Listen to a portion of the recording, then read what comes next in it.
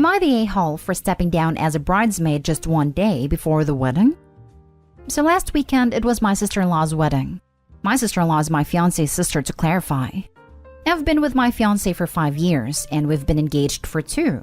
Before I got with my fiancé, his family was trying to get him to date another female friend of his, who he no longer talked to because she said some pretty horrible things about him and some of his friends. Plus, she was always trying to put me in my place since I started dating my fiancé, claiming she'll always come first in his life. Long story short, stuff happened and they no longer talk. We have a pretty close relationship with his family, especially his 2 siblings, his sister, the bride, and his brother.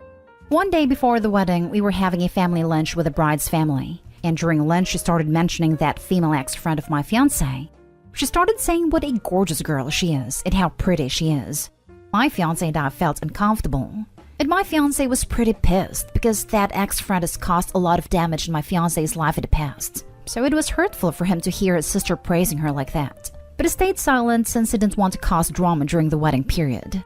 The nail in the coffin was when my sister-in-law said that it's a shame my fiancé never got to date, female ex-friend, since I came along and took her place. Because she'd love to have her as a bridesmaid. But because of me, she can't, and she can't even call her a sister because of me. My mother-in-law told her to apologize and tried to do damage control, claiming my sister-in-law was joking. But sister-in-law said she's not joking. She really feels that way. Then proceeded to say she loves me as her new sister-in-law, but she'd just prefer female ex-friend. I kindly got up and excused myself, saying I'll head home. While I was gathering my stuff to leave, I also said I'd withdraw as a bridesmaid since I'm not really the one she wanted there, and that she should contact ex-friend while she still has time, and I'll give her my dress since we are the same size.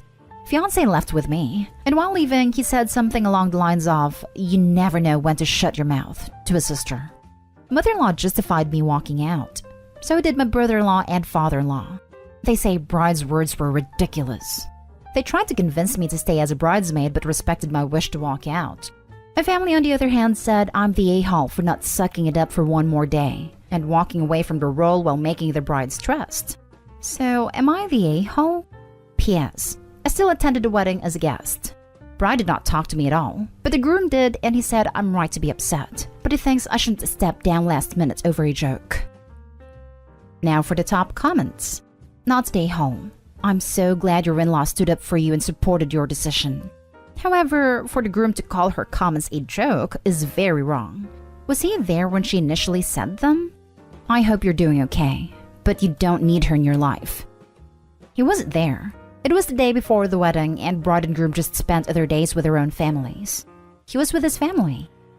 Too bad Mr. Wiener mean girl making an appearance. If he hadn't, there may not have been a wedding. Not the a-hole.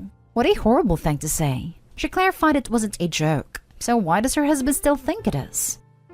Yes, agreed. And the groom contradicts himself by saying Opie is right to be upset, but then in the next breath it's a joke? Not the a-hole. Your sister-in-law pissed around and found out. Also, it wasn't a joke. It was a calculated dig. It left you with no option but to step down. She didn't think I'd react, let alone step down. She thought I'd stay silent through it all. Mother-in-law told me afterwards. I can't believe you still attended the wedding. I would have left and Venmo'd her for the amount of the dress and the gift you bought. The dress wasn't expensive, thankfully, so I don't mind. Since nobody else used it, I'll keep it and have it tailored into a shorter party dress. As for the gift, it was a mutual gift from me and my fiancé, so I wouldn't want to cause more drama by asking for the money back, you know.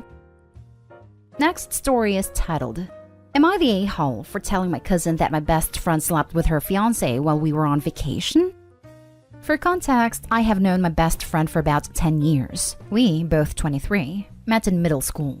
My cousin, 25 female, and her fiancé, 28 male, have been dating for about 8 years and engaged since March 2020. The wedding is in December, and because of COVID, we hadn't been able to celebrate the engagement until recently. So my cousin and my uncle rented a house in Italy for a week. It was going to be the cousins, the ones over 18, my cousin's friends, her fiancé, and some of his friends. All we had to do was cover plane ticket expenses.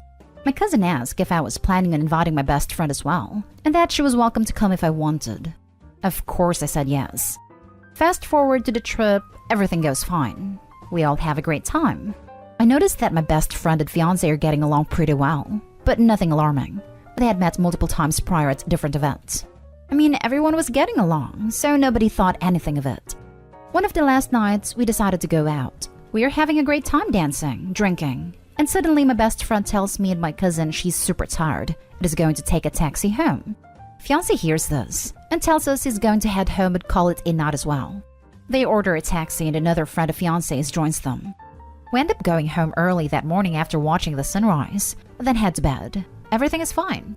We go back home a few days later. About a month passes and life has gone back to normal. Except my best friend is being a bit weird. I share an apartment with her, by the way.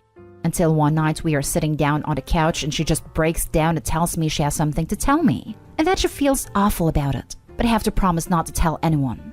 I say of course, because, well, this is my best friend. She proceeds to tell me that on the night they left the bar early, they ended up sleeping together.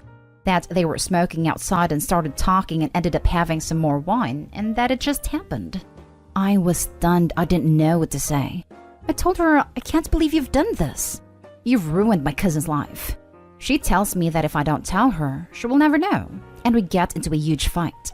A few days later, I decided to go to my cousin's house and tell her, not because I want to hurt anyone, but because she needs to know who she is marrying. She's pissed, calls her fiancé, and everything goes downhill from there. Now my whole family's so angry at my best friend and at me for bringing her. They're currently not speaking to me, saying I should have picked my friends better, that I've played a part in ruining her life.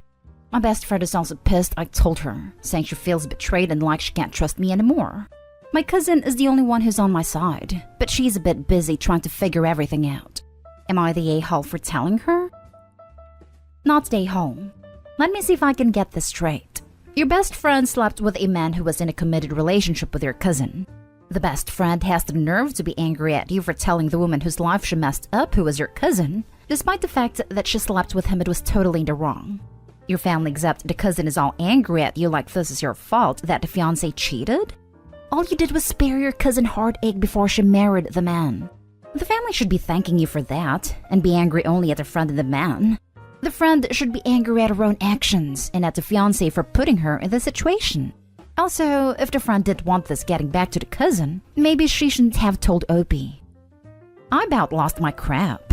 The best friend is the one who feels betrayed. Lol, OMG. The entitlement in that one is legendary. Not stay home. As someone who's been cheated on and having so-called friends hide it from me, I'd have been more forgiving if I was told before. Your so-called best friend messed up. Your cousin's fiancé messed up. You did the right thing in telling your cousin. And everyone here needs to be pissed at the fiancé, who barely gets a mention. He is definitely the most at fault here, having cheated while in a committed relationship and told no one. Not stay home. Not stay home. There is no way you could have known your best friend and cousin's fiancé would sleep together. I don't understand how your family can say you chose your best friend over your cousin, when you actually told your cousin even though your best friend asked you not to. The only a-holes here is your cousin's fiancé and your best friend. Next story. Am I the a-hole for walking out in the middle of my boyfriend's birthday party? I, female 25, have been with my boyfriend, male 28, for 3 years. Our relationship is great, and we rarely fight. His birthday was days ago. I wanted to do something together, but his parents already decided to host the party at their house. My boyfriend got there first. I showed up after I got off work and he was there with the guests, busy talking and greeting in the backyard. I took a seat in the back and the sister showed up with her husband and son Jake. We're not on good terms, by the way. He said hi, then asked if I could watch her son Jake. I was like, but she disappeared and left her kid with me before I could even answer. So I decided to just keep an eye on him till she gets back since he was sitting across from me. I spilled my drink on my top, which was messy. I gave Jake my phone to play on it and asked him to sit still till I get back. Then I went to use the bathroom to clean up the stain. Clearly Jake walked towards the pool, and the floor was slippery, so he slipped and fell and injured his knee. That's when I heard loud noise coming from outside like people panicking. I went to see what's going on and saw my boyfriend and his family with Jake. I heard my boyfriend's dad ask who was supposed to watch Jake, and his sister said my name. My boyfriend saw me and shouted, "Opie, where the hell have you been? How could you let this happen?" I was taken aback and said I was in the bathroom cleaning up the stain. He asked, "Is the stain more important than my nephew?" I explained that his family or his mother should have kept an eye on him. He said there are many guests, so they probably didn't notice, and said I should stop turning this around on his family since I agreed to watch Jake. I said no, I did not initially agree to watch Jake, and came to the party as a guest, not as a babysitter, and that his sister just dumped him on me and disappeared without even waiting to hear if I was going to say no. We had an argument, and I got fed up being presented with a hypothetical scenario after a hypothetical scenario of what could have happened if Jake fell inside a pool and was blamed to no end. So I grabbed my stuff and walked out. My boyfriend's parents saw me leave, and he followed me asking me to wait and return, but I refused. He said I have no reason to be upset, but more reason to be worried just like they all were, and insisted I go back inside, but I got in my car and left. He came back later looking pissed. He said that yes, while it might be his sister's fault for still bringing her son after he stated he didn't want kids there because of the pool, but said I ruined the party by walking out and refusing to take responsibility, and admit I should have made sure Jake was safe before leaving him out of my sight whether I agreed to watch him or not. He said his parents are rightfully upset and didn't appreciate my behavior earlier on. Then walking out, which hurt him on a personal level since his birthday, should mean something to me. I felt like he might be right and mishandled this entire situation. Am I the a-hole? Jake is 4 years old. Everyone sucks here. She shouldn't have ditched her kid with you, but it's not shocking to understand why you shouldn't leave a toddler alone, especially by a pool. Did you really think telling him to sit still was going to work? There's immaturity in both ends in this post. She should have found sister and said, I won't watch your kid. If you know you're the only adult watching a toddler and you leave the room without telling another adult, not okay. Regardless of how the situation came to be. Obviously, everyone else in this story sucks for obvious reasons. Yeah, I was very much no peace side at first because it's never okay to dump your kid on someone who doesn't agree to look after them. But she lost me very fast at the moment of walking away. Clearly, asking anyone else was not that hard. You could have even taken the kid with you if you couldn't find anyone to watch him. Child without supervision plus pool sounds like parents' worst nightmare. Everyone sucks here. I can totally see where you're coming from that you didn't agree to look after the nephew. However, you should have had someone else watch the child rather than leave them unattended. Whether that be the child's parents or grandparents or even your partner. Your partner was rightfully concerned. The child could have been hurt, and it would have been your responsibility because you were, in fact, watching the kid. But he shouldn't have had this conversation in front of everyone. You shouldn't have left the party either. Instead of doing this, you could have had a conversation with your partner afterwards, where you could have explained your frustrations at having the nephew left in your care when you didn't agree to it. I think all parties involved could have handled the situation better, including your partner's sister. Now for the last story. Am I the a-hole for refusing to talk to my son and husband until they apologized to my mother-in-law? My mother-in-law, Sandra, 69 female, is a weird woman. She refers to herself as that. She has random outbursts, hyperfixations, tics, and struggles immensely with social cues. She hasn't been diagnosed with anything, so I won't speculate. When I first met my husband's family, I noticed that all of them, except my husband, made fun of Sandra and her quirks. For example, we were having dinner one night, and my mother-in-law couldn't stop talking about flowers. She loves plants and nature and is super knowledgeable about it. My sister-in-law made a comment making fun of her, and everybody at the table laughed about it.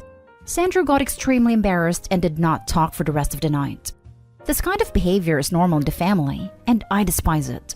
I get so angry whenever someone makes fun of Sandra, because she is just such a kind, lovely woman that I just can't fathom why they do that. I've had a lot of conversations about this with my husband, and even fights when he laughs about the jokes. We have a son, 15 male, named Alex, and my biggest fear is becoming true. Alex has started to pick up the behavior around him. It has been laughing at Sandra. I've talked to him about why laughing at her is bullying, how that behavior is inappropriate, etc. But Alex doesn't seem to care. 2 weeks ago, we went to see Sandra. My brother-in-law and sister-in-law were there along their families. Sandra looked very happy. While catching up, she randomly started clapping, one of the tics that appear when she is excited. My brother-in-law made a comment poking fun of her, and the whole family laughed, including my husband and Alex. Sandra got teary-eyed and had to excuse herself to the bathroom. I've never been more furious, and while on our way home, I chewed my husband and son out, and told them to not speak to me until they apologized to Sandra. I told them that I don't want to hear a single word directed to me until they reflect on how their actions are hurtful and disgusting. 2 weeks have passed and I haven't spoken to them. Not a single word. Because they have made 0 attempts on apologizing to Sandra. My husband is telling me that I am being petty at hurting Alex. He is also mad at me for valuing my relation with Sandra more than my relation with them. In my mind, I am not doing that. But husband says that I am being an a-hole. Not an a-hole at all. So if I have the dynamics correct, your husband bullies his mother, your son now is bullying his grandma, and basically everyone else in the family does it to her just because she gets happy over things and expresses it differently and likes to talk about things that make her happy. They are mean to her to the point she cries and they all think this is okay. Your husband has trained your son to be a bully and that laughing and watching other people hurt is funny. This was painful to read. I can't imagine how many years poor Sandra has had to live with being treated this way. I hope she knows that you love and accept her just the way she is. I vote OP sees if mother-in-law wishes to get an apartment together. She sounds like a better roommate than husband or son. That's a great idea. Lol. Sandra owns the house my brother-in-law lives in, so maybe I'll convince her to kick him out so we can both move there. For real. Reading the comments, I see that my marriage is doomed if I don't correct this behavior. Edit. It's a joke. I won't abandon my child or anything similar. Please don't tell me I'm an awful mom. They're tormenting a woman who clearly is neurodivergent. It's disgusting. I am with you. Both need to learn not to pick on disabled people. I would also be guessing my marriage too if I were you. Am I the a-hole for frightening my nephew and making him traumatized for life? I had a cookout at my place on the 4th, but my 13-year-old daughter's Switch goes missing. I contacted family members, and my wife's sister, Kara, said my daughter gave it as a gift to her 6-year-old son, Stevie, for his upcoming birthday. I asked my daughter, and she said it wasn't true. She let Stevie use it so they could all play Mario Kart together, and it went missing after the cookout. My daughter is upset, and I call Kara back, who insists that the Switch is now Stevie's, and my daughter is too old to play anyways or will outgrow it soon, and it was a gift to Stevie. She calls my daughter an Indian giver. After this, I contacted my uncle who is a police officer, and he watches Kara's house, and a few of his friends go over and threaten to arrest Steve and Kara over stolen property. Kara reluctantly gives it back after an incident with the officer that she could have been arrested for. They warn Stevie that next time he steals, both him and his mom will go to jail. Then let my sister-in-law go without incident. Sister-in-law says Stevie has been crying non-stop and having issues sleeping because he doesn't want to go to jail, and blaming me and my family for traumatizing her son. My response might have been heartless because it was, I guess he'll never steal again. And Kara thinks he'll be traumatized for life for making a big deal over his stupid game. Now for the top comments. Your sister-in-law got caught stealing and is trying to deflect by telling you her son is traumatized. She thought you would just back down and let her steal from your daughter. Not the a-hole. So you think the 6-year-old is secretly doing just fine after an honest-to-God police officer came to his house and told him that he was going to take him and his mom to jail? He's 6. It was his mom that turned a little kid moment of taking something you like into genuine theft. Hope he didn't traumatize the kid. The sister-in-law did by being a thief who was justifiably visited by the police. It sounds like sister-in-law also did something verging on arrestable, based on how Opie describes it. I suspect that was actually what may have traumatized the kid. I'm never the first to defend cops, but in a situation like this, where it's some family member's goofy dispute with a kid involved, no cop is busting down the door going full code. It's, now listen kiddo, stealing is bad. It's why I have this job. Please don't make me do paperwork. They can be real pricks, but they are still people, not ghouls. Sister-in-law going bonkers though, will make cops do as cops do. Unexpected situations are where cops do notably poorly. Not a-hole. Stevie has bigger problems, like having a mother who likes to steal. Completely agreed. His mom is something else. I think people are glossing over that apparently there was an incident that Kara instigated with the officer that she could have gotten arrested for. Listen, sending the cops after a 6-year-old is nuts, but that's literally all Kara's fault. She refused to return it and instead insulted Opie's kid. If OP had tried to retrieve it himself, he could have been arrested for trespassing or assault if he tried to go inside a house to get it. Kara reacted so belligerently to the officers that it could have ended in like actual jail time for her, other than the theft, and still was very reluctant. And only the threat of imminent arrest made her cough it up. She stole the switch by enabling her son keeping it. Maybe she told him to take it. So it's actually appropriate to call the cops on someone who robs you. Again, what else was OP supposed to do at that point? Once someone says, "Yeah, I have your stuff." "No, I won't return it." "Pound sand, loser." It actually is police time, sorry. Yes, it was the nuclear option and completely over the top, and that's all in Kara for taking it there. She really only has herself to blame. Next story. Am I the a-hole for making sister-in-law / her husband so uncomfortable that they left without eating? I'm 30 female and a mom of 4. I'm a doctor and my husband is a firefighter. Every year, my husband and I host a family barbecue the weekend after the 4th. Most of us are essential workers, so we can't celebrate on the 4th. My sister-in-law, a police dispatcher, and her husband, unemployed and has been for 2 years, have always been a bit of an annoyance to me personally. Her husband is an old-school Southern hillbilly who wears the man of the house title without earning it, as in thinking women and children are beneath him, and practically snaps his fingers at his wife to be doted on. Whatever, just not my cup of tea. My sister-in-law doesn't seem to mind. They are childless, but they do have 3 dogs that they bring everywhere with them. Well, we get the barbecue going and whatever, and everything is going fine, surprisingly. Usually by this time, sister-in-law and her husband are diving off into an argument about who are you voting for? At this point, they were being tame, thank God. But then dinner is ready, and I call on all the kids to come get in a line so I can serve them.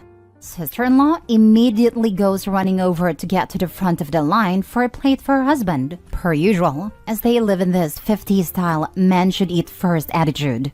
I told her to go sit down and he would be served after the children have eaten. This is an argument every single year.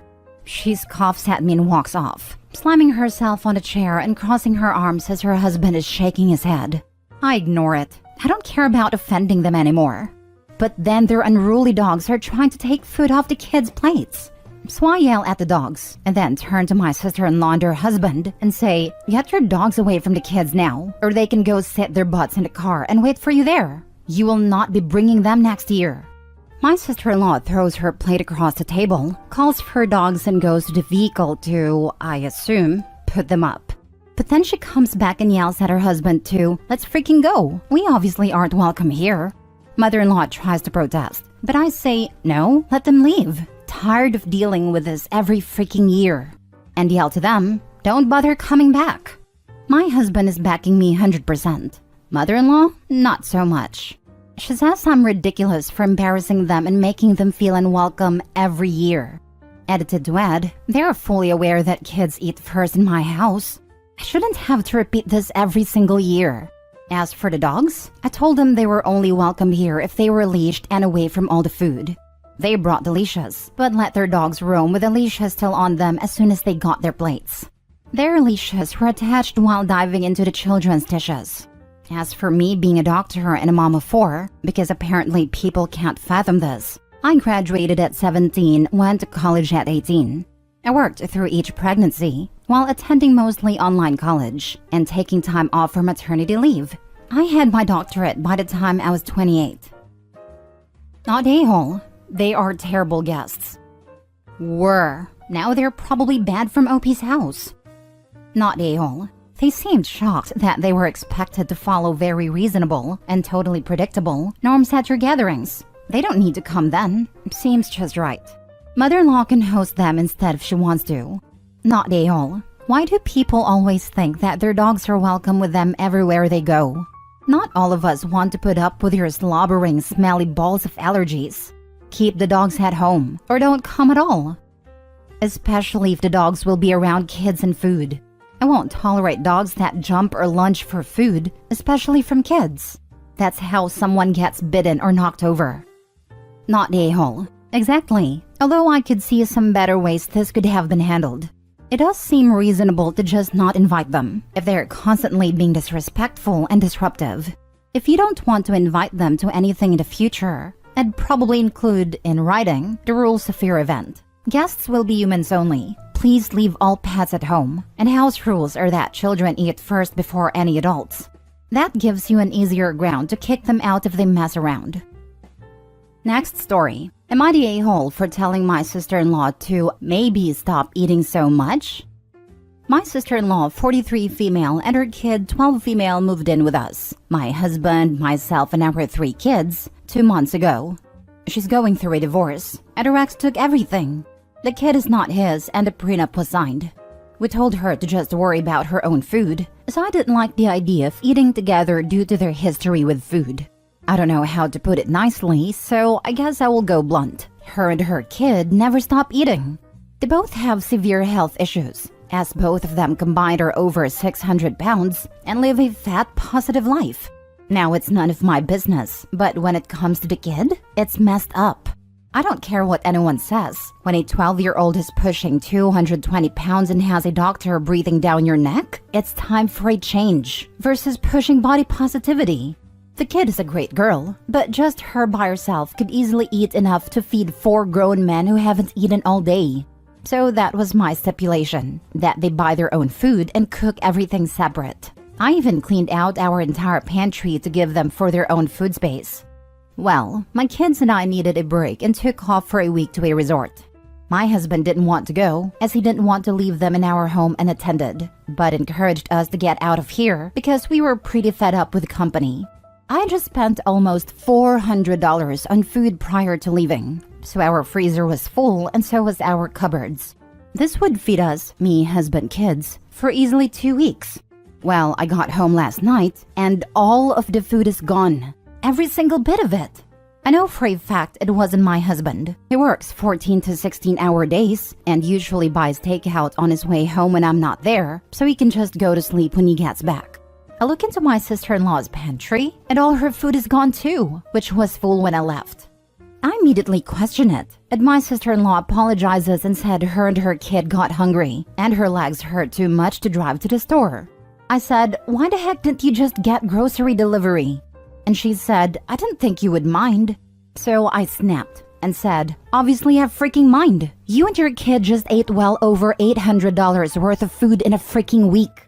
$400 of it being mine, which you will be reimbursing me for. Maybe stop eating so damn much. And I walk off. Now she's mad at me and crying wolf to anyone who will listen for me fat-shaming her and her kid. Now for the top comments. I'm gonna get downvote to hell, but I don't care. Not a-hole. Your sister-in-law is abusing her child. Yes, she has a problem, but she is also responsible for her and for her child. So she needs to start doing something, and stop eating so damn much would be a good option. I agree wholeheartedly. It's dangerous for a child to be that size. The sister-in-law and her child probably should get counseling to see why they overeat. It could be a plethora of reasons why. OP is not a-hole. I'd be upset too. Groceries are so expensive nowadays. Fat shaming needs to come back into vogue for situations like this. Wow, what she's doing to herself is bad, but her kid though? That's abuse. On your dime. No, just no. Not a-hole, OP. Not a-hole. I would be freaking mad about this. Groceries are expensive AF right now, and that's just very inconsiderate. She could have at least replenished everything but decided to give you some BS excuse. Also, what she's doing to her kid is abuse. Plain and simple. When I was in grad school, my housemates would leave for the weekend and I'd get high and eat all her snacks. I'd go to the store before she got back and replace all and more. I'd always text her saying I was eating her stash and would replace them. Even if she had like 2 Oreos left, I'd buy a whole new pack for her. Not a-hole. Your sister-in-law literally stole from your family because she felt entitled to. Quite frankly, either she gives you the money or she finds another place to live. Last story. Am I the a-hole for not taking in my nephew while my brother is in prison? For background, I have an older brother, Mark, and both our parents have sadly passed. Mark has a son, Nick, who's 8 years old. Mom is not present. We have no other family since we come from a long line of small family trees. Mark and I keep in touch, but we are by no means close. I also have my wonderful husband, Jax. Jax and I both make quite good money and could potentially both retire now if we wanted. We are, however, both passionate about the career projects we are each working on. We have also chosen to be child-free, and he had a snip some years ago. We have quite a nice house and a place we love that we share with our 4 dogs. Mark has over the years had different issues with money, drug issues, and running with the wrong crowd.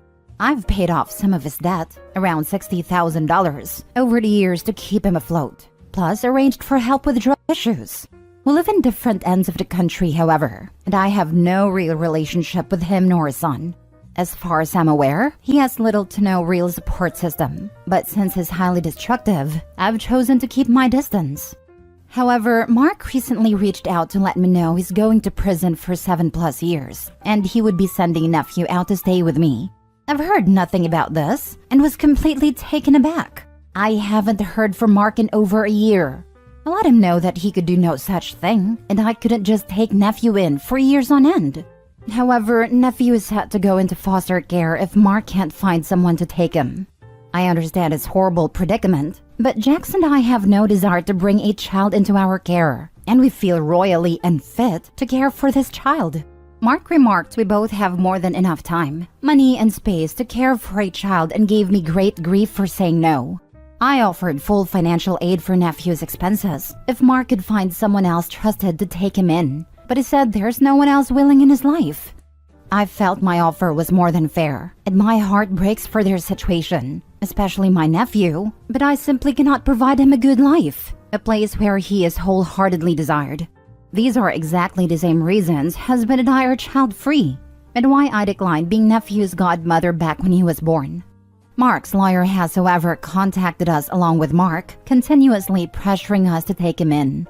Apparently, nephew is also neurodivergent and quite a handful, and Mark's lawyer suspects he won't have success in foster placements. The things said about me are, however, very harsh and hurtful, and I'm wondering if I'm actually directly in the wrong here? Not a-hole. That's an outrageous demand on your brother's part, not to mention the lawyer. Even if the kid wasn't likely to be an unmanageable disaster, why in the world would you want to put up with it? Not your problem, to put it mildly. I am irate at how much Mark has failed his son, and then he tries to somehow make it out to be OP's fault? She has no obligation to put her life on pause, and Mark should have done everything in his power to get his act together for his son. Was thinking this, adding to the fact that Mark is not seemingly on good terms with OP either, doesn't sound great. Avoiding godmother status as well should already be a statement that she's not interested in the literal situation being presented to her.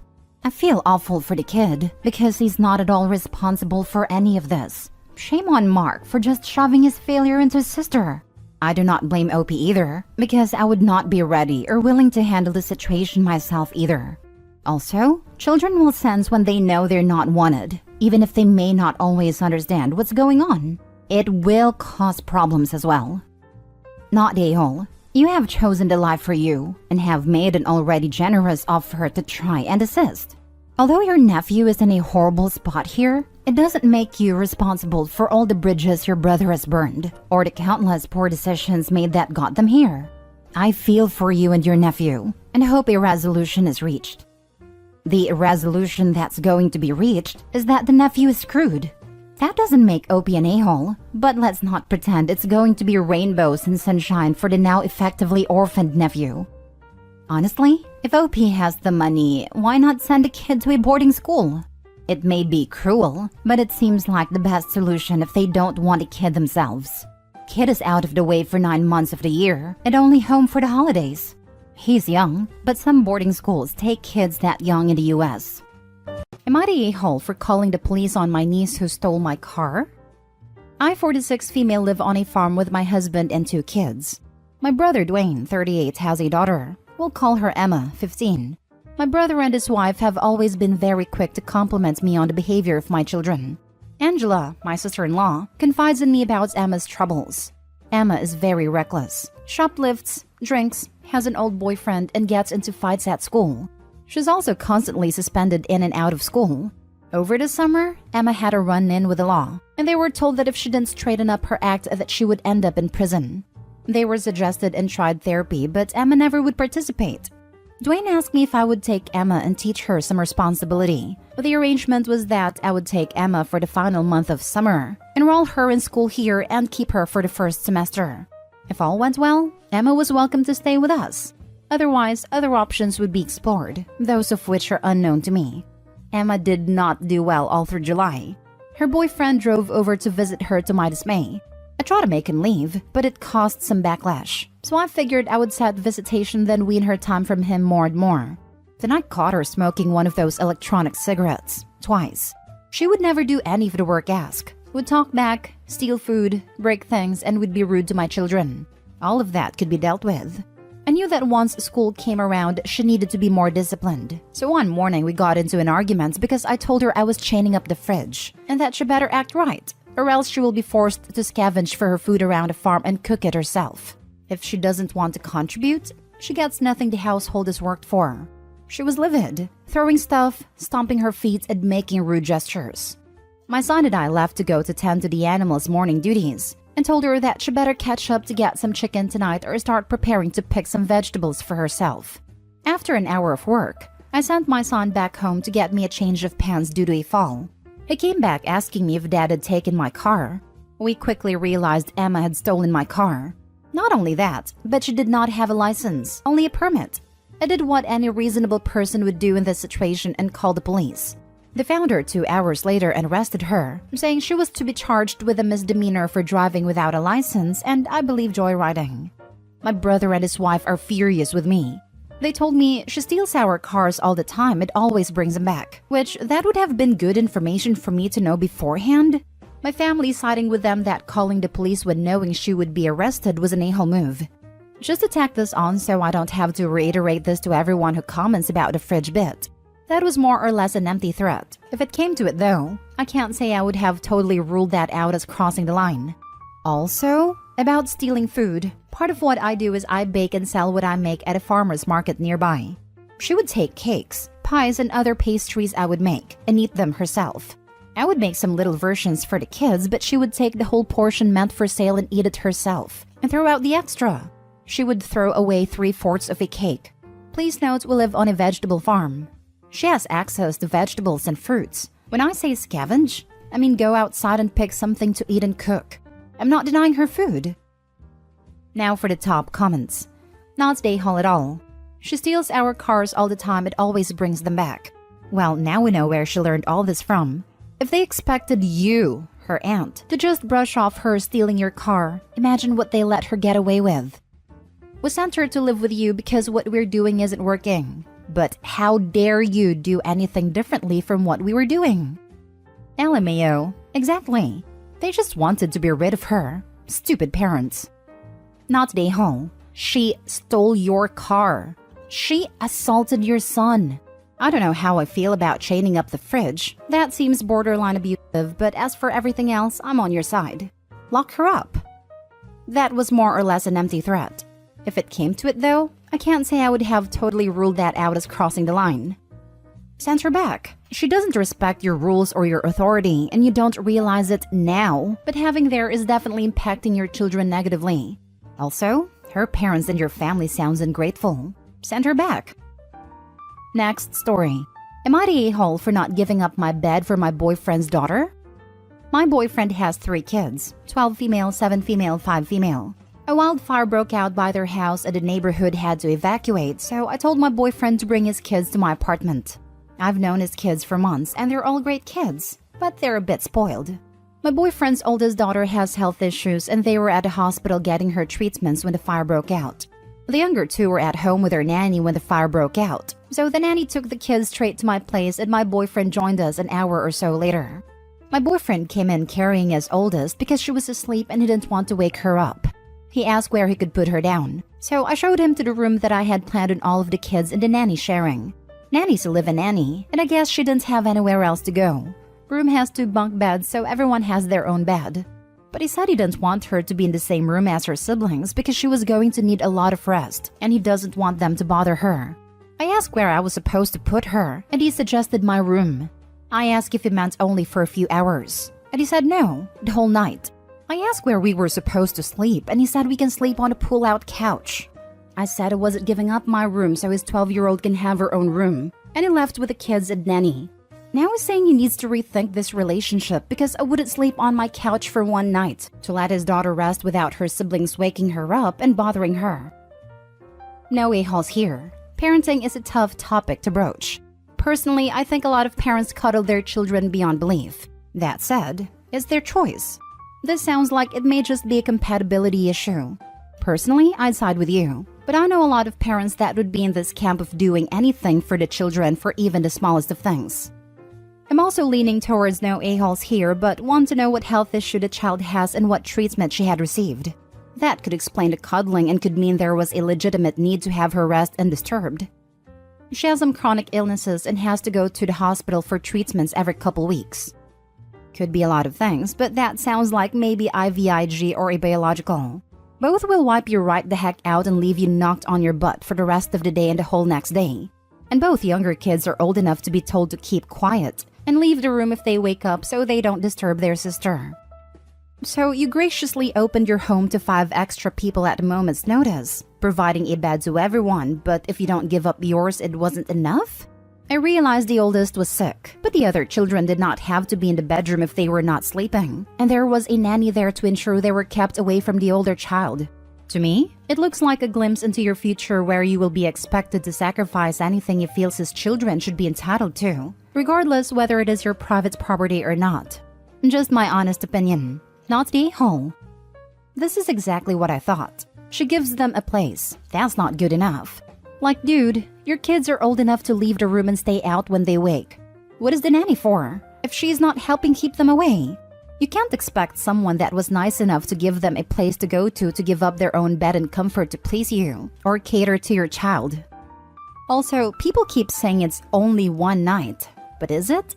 They got evacuated and no guarantees it'll be safe tomorrow, or for the next week, or longer. The kid is still going to be chronically ill tomorrow, and the next day and the day after that. Will boyfriend decide, well, actually she's more comfortable in your bed. We can stay in the futon. She's housing them in a time of need. They should be grateful. Next story. Am I the a-hole for refusing to bring my nanny family's baby back home when they told me to? I, 27 female, have been a nanny for the same family for about 6 months now. It's a 1-year-old baby girl and she's the sweetest baby ever. I thought the family was really nice and that we had a good working relationship. Until yesterday. I always take the baby on walks, either around the neighborhood or we would walk down to the school shopping center where they have a little fountain and a bubble tea shop we like to hang out at. There's toys and games and she always has fun there. We walked down to the bubble tea shop yesterday and we're playing as usual. We're usually out for like an hour when it started raining. It drizzled a bit, so we went inside a shop to wait it out before walking back. And then it started pouring, like storming. It was awful and it rained for so long. I texted the mom saying, hey, it's raining really bad. So we're just going to wait it out, but we're at the bubble tea shop. She told me it was almost the baby's nap time and that I needed to head home now like usual. I asked her if she had looked out the window to see how bad it was raining. And she said, yes, the baby has a cover for their stroller. She will be fine. Please head back. I told her baby has a cover, but I don't have an umbrella or jacket and I'll get soaked and will have to finish out my shift soaking wet. I asked if she or her husband could just come pick us up, and she said it's my job to do what she says. I told her I was not walking back in the rain. After an hour, yes, it kept raining, her husband came and picked us up, apologizing, saying he was sleeping and didn't know we were out here in the rain. When we got back, Mom screamed at me, saying how dare I not bring her baby home when she told me to, and accused me of kidnapping. Dad said she was being dramatic, but didn't really do much. She threatened to fire me and told me not to come in today and that we will discuss everything Monday. Was I wrong for not coming back? It was pouring. I didn't want to have to sit in a soaked clothes for hours. My hair would get ruined. I didn't want to get sick. Like, there's so many reasons I didn't want to be in the pouring rain. Plus, it didn't feel that safe.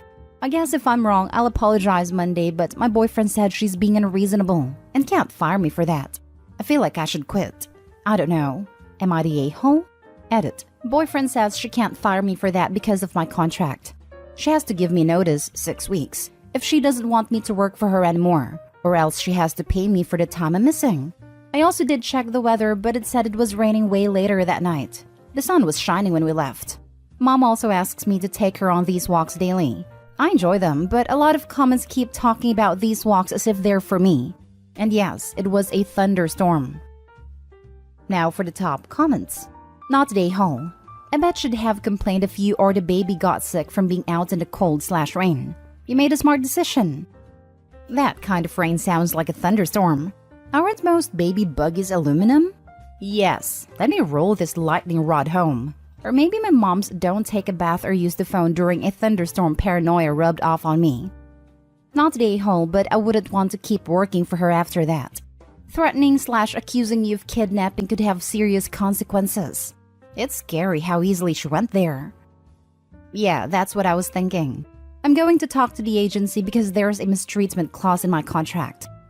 When you talk to the agency, use the terms shelter in place due to inclement weather for the safety of you and the child. Not today, Hall. Or maybe everyone sucks here? Her reaction was over the line and I would not continue to work for someone who screamed at me and accused me of a crime. I agree that you should contact the agency and quit. But was it obviously supposed to rain that day? Are they really strict on nap time? Is baby difficult if she gets off schedule? If it rained for an hour plus, seems like that would have been something you'd have seen on the radar. If your poor planning is going to ruin the rest of their day with baby being off schedule, I can see how that would be frustrating for them. And sounds like the dad was able to pick you up. But expecting them to stop work and drive again because of poor planning would be even more frustrating. Dad was sleeping, not working, lol. And she stops working to go to hair appointments and to the gym. So I didn't think picking us up would be bad. I had no idea it was going to rain. It started as sun showers, then got crazy. It wasn't supposed to rain until later that night. Now for the last story. Am I the a-hole for wanting to serve my ex papers for full custody and child support for my daughter now that he has a new baby? I, 31 female, have a wonderful 7-year-old daughter I would go to the moon and back for and have been supporting her as a single parent. My ex, 31 male, hasn't really been in her life since we split when she was 2.5. He hasn't paid child support for the last 4 years and has sporadically visited her at his parents' home when she visits. He says he will visit her while hyping her up and then not show up only to give BS excuses on why he never showed up, leaving her devastated and upset that he didn't spend time with her. He has blamed me for everything under the sun, which I can prove to not be true. For example, he blames me for not calling him so he can video chat with her on my days off, when he doesn't even attempt to try in the first place on his days off. He even stated he couldn't pay child support because he was rebuilding his car. My ex had seen multiple girls in the past 4 years, but has been seeing his current girlfriend for about a year at this point, and she has a 3-year-old daughter. He shunted our daughter to be his girlfriend's daughter's father, doing father/daughter activities like going to the pumpkin patch, holidays, and spending time with the 3-year-old. He forgot his own daughter's birthday for 2 years in a row and possibly for a 3rd time this year. Now, his family and I heard a rumor that the girlfriend was pregnant 3 to 4 months ago. His parents wanted to be in the baby's life, and I was ecstatic that my daughter would have a half-sibling since I don't want more kids. He vehemently denied she was pregnant, and we left the subject alone. Well, about 10 minutes before I started my shift, I was told and shown that my ex's girlfriend had their baby girl that morning. I was livid. He had lied to all of us that the baby was coming and severed whatever trust with him we had left. I started looking at family attorneys in my city because I know this will get messy. He wants parental rights without having to lift a finger or pay child support, while I want full custody since our daughter lives with me full-time. Before people ask, no, he's not in our daughter's life unless he wants others to see he's being a good dad. The last time he visited her, she didn't recognize him at all. Yes, I have filed for child support several times in the past, only for them to die in courts because he didn't want to sign the paperwork. I'm at my wit's end with him. I vented to a couple of close friends and close coworkers about this, and the majority are saying I'm the a-hole because I should be excited for the new baby, and that with a new baby, he won't have the funds for child support. Am I the a-hole if I go through with getting a family attorney and serving him papers while he's caring for a newborn? Not the a-hole. I'm surprised you haven't already served him papers. Exactly. Also, the fact that he has a new child doesn't take away from the fact he's manipulating his eldest by being sporadic. It is only turning up occasionally to confuse her little soul and for a picture-perfect dad image. He's being a monster to her, and honestly, you're the a-hole OP just for leaving him the power to crush your little girl. He's not a father, let alone a dad. At most, he's a sperm donor that oversteps boundaries. Get your daughter out of that OP. Not stay home, but you should have done this from the very beginning. You need to retain an attorney now, and you need to remove yourself emotionally from him. His girlfriends, kids, whatever are none of your business. Your only focus needs to be on what's right for your daughter, or you're trapping yourself emotionally in a relationship with him when it literally doesn't exist. I'm not emotionally invested in him, especially with him cheating on me while I was pregnant and when she was 6 months old. He didn't come clean about until he ended our engagement. Am I the a-hole for not telling my sister-in-law that she peed in the wrong body wash? I, 46 female, and my husband, 46 male, had a falling out with his sister, 40 female, a few years ago. We had agreed to split the rent and bills during a tough time for both of us, and it imploded almost immediately. Due to 1, her refusal to respect communal furniture and spaces, and 2, her lying to us about the cost of bills to get us to pay a higher percentage than we agreed.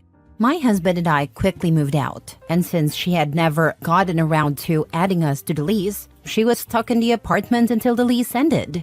We have since moved out of state and bought a house. Fast forward to now. Sister-in-law called my husband to ask if she and her new boyfriend, 35 male, could stay with us on their way to a friend's wedding in our new state. She said she wanted to make amends and patch things up. I was skeptical, but I told my husband he could decide, and I would do my best to get along. Well, when they got here, she had brought along an additional friend, 30-ish female, as well as her boyfriend. Fine, okay. Rude, but whatever. I settled sister-in-law and her boyfriend into the guest bedroom and made up the day bed in our gaming room for the extra friend. The friend asked if she could shower. I said yes and directed her to the bathroom. She grabbed her stuff, went in and showered. Well, the next morning, we heard sister-in-law and her boyfriend go into the bathroom and start the shower. Then we heard giggling. When sister-in-law and her boyfriend came out, she looked smug and he looked subdued. Sister-in-law went to wake up her friend, and they left to get iced coffees. The boyfriend immediately asked me to take him to the airport. I was confused, but said sure. My husband was at work at this point. He left while they were getting dressed. On the way to the airport, the boyfriend told me that he was done with sister-in-law, that she had peed in my body wash, shampoo, and conditioner while they were in the shower. Here's the kicker. I don't use body wash. I use soap that a friend of mine makes with goat's milk because I have sensitive skin. My husband uses it too. I also use bar shampoo and conditioner and a body balm bar, so none of the bottles in the shower were mine. They were all her extra friends. I had moved mine and my husband's stuff into our smaller bathroom to make room for the guests. I said, "Thank you for telling me," and left it at that. I dropped him off at the airport.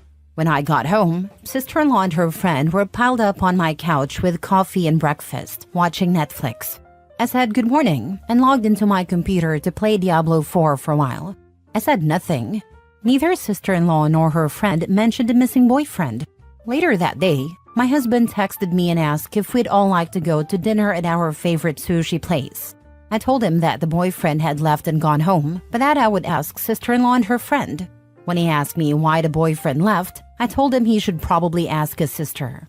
He said okay, and we all agreed to go out for sushi.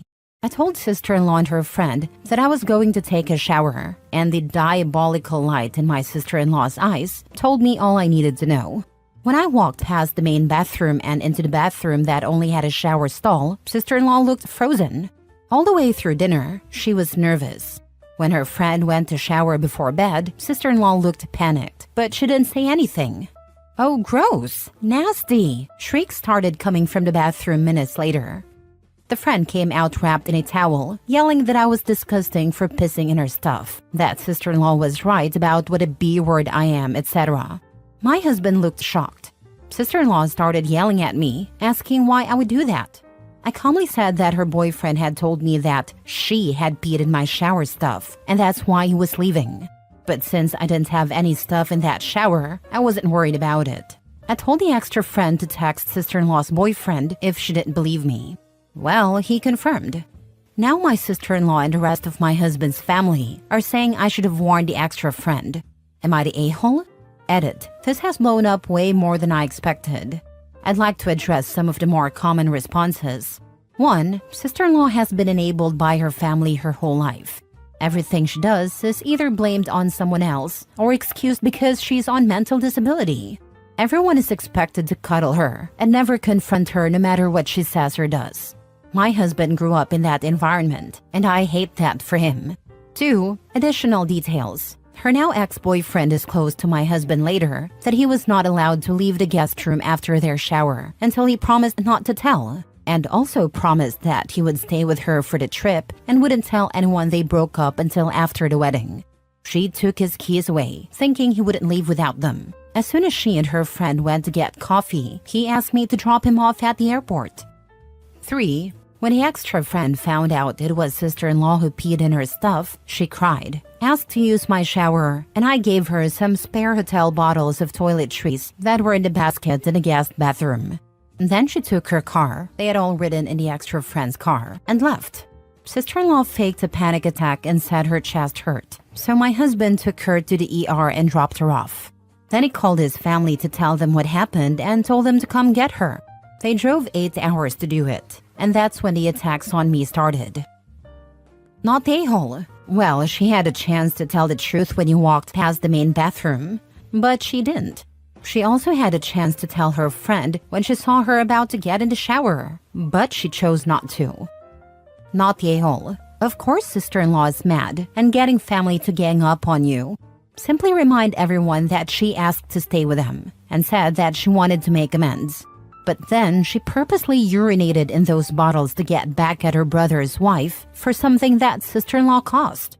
This would also work well under a petty revenge sub.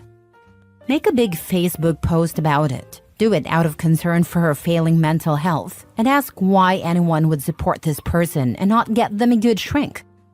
I would absolutely love to do exactly that, but for my own peace of mind, I haven't had any of them on my Facebook in years. She have food. What kind of stupid 40-year-old does stuff like that? Her family should be more concerned about their 40-year-old daughter being unhinged and mentally underdeveloped.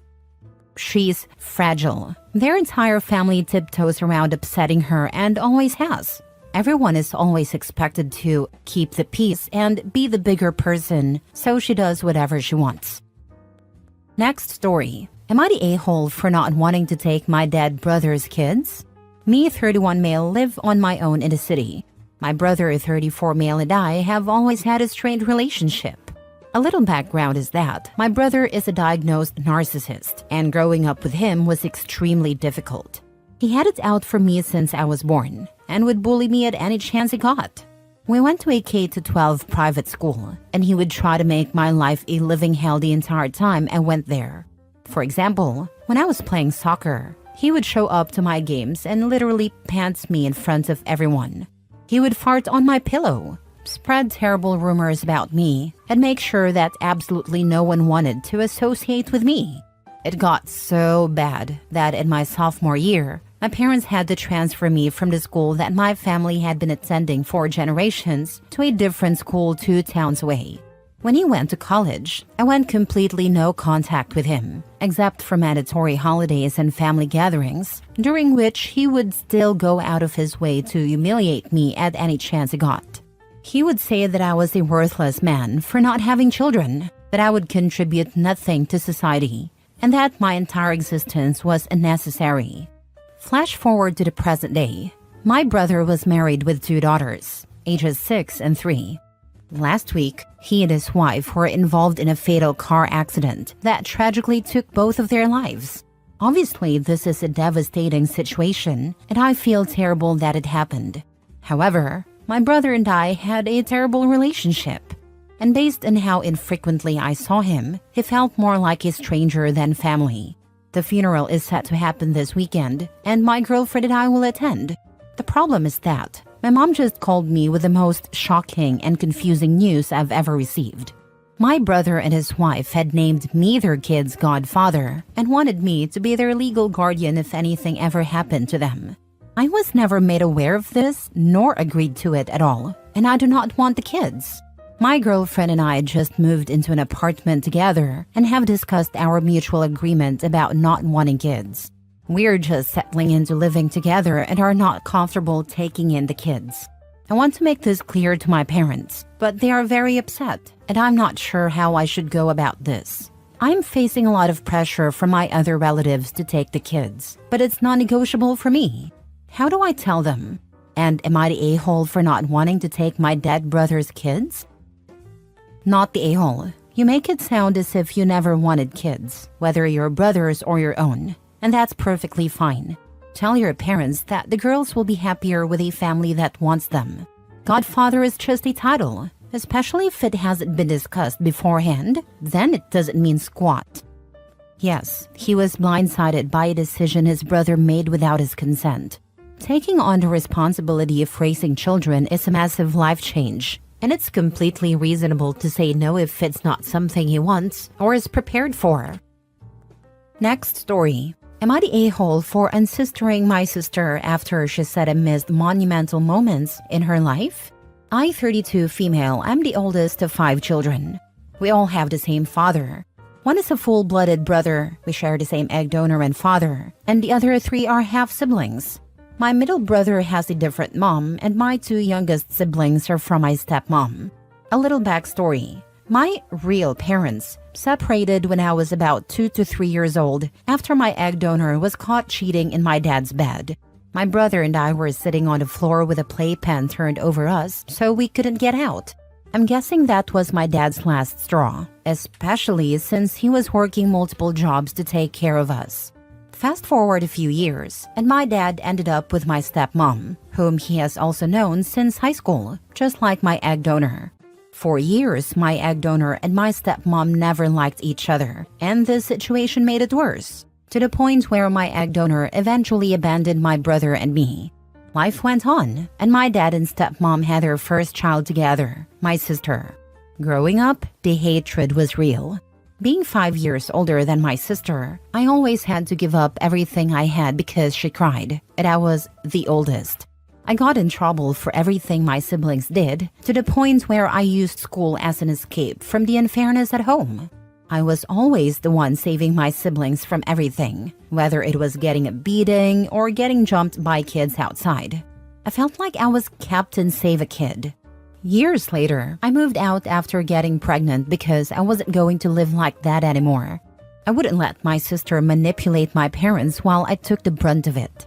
At the end of the day, I have my own child and mental health to look after. I moved over 1,000 miles away so my relatives couldn't use me as their fallback anymore. It was mentally draining. Little did I know, my sister took my leaving the hardest. Apparently, she became so used to calling me for help, even as a grown woman, that she doesn't know how to take care of things or take responsibility for her own messes. My stepmom called me, asking me to have a conversation with her and suggested creating a group chat for the 3 of us where she could mediate. I reluctantly agreed just so I could say my piece, but honestly, I didn't care much. In a nutshell, my sister called me a shitastic sister. She said I was never there for her and that I missed all types of monumental moments in her life. Reading this as a grown woman, I got upset because everything she was upset with me about were things her mom, my stepmom, did, not me. I didn't respond right away. Instead, I texted my dad separately to ask if he knew what was going on. He said he was aware but was staying out of it. I said okay, and went back to the group chat, keeping my response short and sweet. My response was, "You are upset with me for things that have nothing to do with me. You need to direct your anger in the proper direction. Since you feel that way, we no longer need to speak. I no longer have a sister." After my response, I blocked my sister. But immediately, I got a text from my stepmom thanking me for being respectful. I didn't respond because I was still very upset and wanted to blow the lid off the house by exposing the grim reality of our upbringing instead of the rainbows and butterflies picture she's been painting. So am I the a-hole for unsistering my sister? Now for the top comments. Not the a-hole if your sister is incapable of doing anything that reflects on her mother, and her mom needs to parent her attempt to, as it's not your job. You're right. It's just crazy that now that I moved across the country, they want to call me to talk to my siblings because they're out of hand. Not the a-hole. What positive does she bring to your life? Nothing? Then you are not the a-hole for blocking her. Protect your peace and take care of your family. The only good thing is, she's a good auntie to my son. Other than that, nothing. He has his own phone. He can contact her when he wants to. Last story. Am I the a-hole for not inviting my brother's girlfriend to my wedding, even though she insists? Hi everyone. I'm in a tough spot and not sure if I'm in the wrong. I, 30 male, am getting married in 3 months to my fiancé, 28 female, and we decided to keep the ceremony pretty small. About 50 guests, mostly close family and dear friends. We don't really have the budget for more people. My brother, 35 male, has been dating a woman, let's call her Anna, 32 female, for about a year. They're not married and don't live together yet, but they're clearly serious. However, Anna has been a problem since the beginning.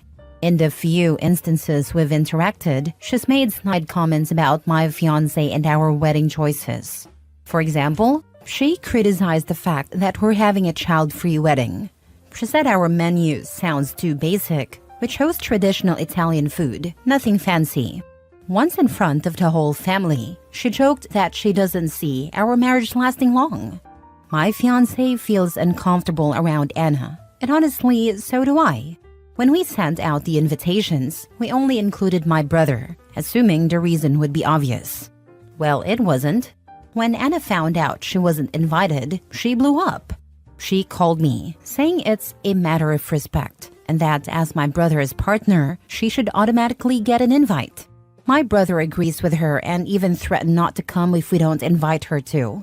Now my parents have stepped in, saying it's just one day and we should try to keep the peace in the family. But my fiancé and I feel like inviting Anna would mean sacrificing our comfort on one of the most important days of our lives. I don't want to exclude my brother, but I don't think I'm obligated to invite someone who has been disrespectful to us. So, am I the a-hole? You are absolutely not obligated to invite someone, and you have multiple valid reasons. 1. You have chosen to have a small wedding, with limited guest numbers, which is absolutely your prerogative. 2. She has repeatedly made snide comments about your wedding choices. 3. She has even gone so far as to say she doesn't see the marriage lasting long. Who would ever invite someone who felt that way about their marriage to come and celebrate it with them? 4. Keeping the family peace should be said more often to the problem person, not the victims of the crappy behavior. Why aren't your parents encouraging your brother to keep the peace by accepting your choices for your own wedding? He also needs to understand that his girlfriend's own crappy behavior is the reason she's not invited. At the end of the day, I stand my ground. He can either attend or not, and likewise for your parents. You've summed up my feelings better than I could have myself. I completely agree that keeping the peace should be directed at the person causing the conflict, not the people dealing with it. My parents seem to think that keeping my brother happy is the easiest way to avoid drama, but that just leaves my fiancé and me to carry the burden. It's frustrating because we've done nothing to provoke Anna. Her behavior is the root issue here. As much as I want my brother there, I feel like inviting someone who openly disrespects us would set a bad precedent for the future. It's not just about the wedding day, it's about standing up for what's right. If that costs me some family goodwill, I guess that's a trade I'm willing to make. Thanks again for the validation. Sometimes you just need to hear it from someone else to feel less crazy. Just tell him she doesn't support your marriage. And since this day is literally about you getting married, why would she want to come? Also, the wedding is child-free, so she couldn't come anyway. Ask your parents why he can't keep the peace in the family for just one day. Looks like they've revealed who the golden child is. Actually, my parents are very protective of me, but sometimes it seems like this makes them feel guilty about my brother, so they become extra sensitive about issues between us. Don't know if this makes sense.